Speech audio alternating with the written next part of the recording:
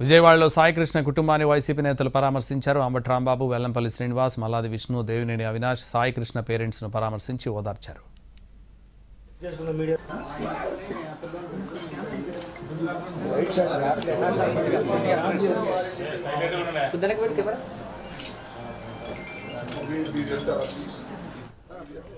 కృష్ణలంక సాయికృష్ణ ఘటనపై సీబీఐతో విచారణ జరపాలని డిమాండ్ చేశారు. అంబటి రాంబాబు వైసీపీ నేతలతో కలిసి అతడి కుటుంబ సభ్యులను పరామర్శించారు. సాయికృష్ణ తల్లిని ఓదార్చారు. అండగా ఉంటామని భరోసా ఇచ్చారు.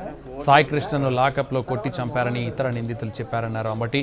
మృతదేహాన్ని కాల్చి బూడిద చేశారని ఆరోపించారు. ఈ ఘటనపై విచారణ అధికారిని నియమించి చేతులు దులుపుకోవడం సరికాదని, దమ్ముంటే సీబీఐకి అప్పగించాలని ప్రభుత్వాన్ని డిమాండ్ చేశారు. ఆయన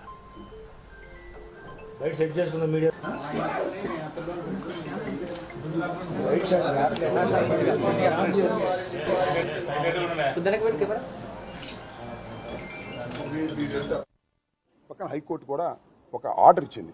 29వ తారీఖున ప్రొడ్యూస్ చేయండి ఈ లోపల బతికుంటే అనేది. ఒక చిన్న డైలాగు ఎంతగా ఇబ్బంది పెడుతుందంటే, విజయలక్ష్మి గారు మాట్లాడుతున్న మాట, అయ్యా చచ్చిపోతే డెడ్ బాడీని ఇవ్వండి, కాల్ చేస్తే బూడిదివ్వండి, అదైనా 4 చోట్ల కలుపుకుంటాం అనే మాట మాట్లాడుతున్నప్పుడు ఎవరికైనా గుండె తరగదా అని అడుగుతున్నాను. అదేమంటే అతను రవిడి అంట, గ్యాంగ్స్టార్ అంట, పెద్ద క్రిమినల్ సామ్రాజ్యం ఉందంట, పిచ్చి పిచ్చి మాటలు మాట్లాడుతున్నారు. అఫ్ కోర్స్ అతను 2-3 కేసుల్లో ముద్దాయి కావచ్చు. నిజంగా అంత క్రిమినల్ బ్యాక్గ్రౌండ్ నుండి అంత డాన్ ఉంటే ఆ అమ్మాయి గుడిసెలో ఉండాల్సిన అవసరం ఏంటి? 500 అడుక్కోవాల్సిన అవసరం ఏంటి? అన్నదమ్ములు 500 ఇస్తే 200 అట్టి పెట్టుకుని 300 పంపించాల్సిన అవసరం ఏంటి? మన తండ్రి చనిపోయినా, తల్లి చనిపోయినా వారి శవాలను తీసుకువెళ్లి మోసుకెళ్లి ఆ క్రతువు చేసినప్పుడు గుండెల్లో భారం దిగుతుంది. అలాంటి అవకాశం కూడా ఇవ్వలేదే. కనీసం చచ్చిపోయిన తర్వాత డెడ్ బాడీని తీసుకొచ్చి ఆ తల్లికి చూపిస్తే కొంత భారం దిగేదే.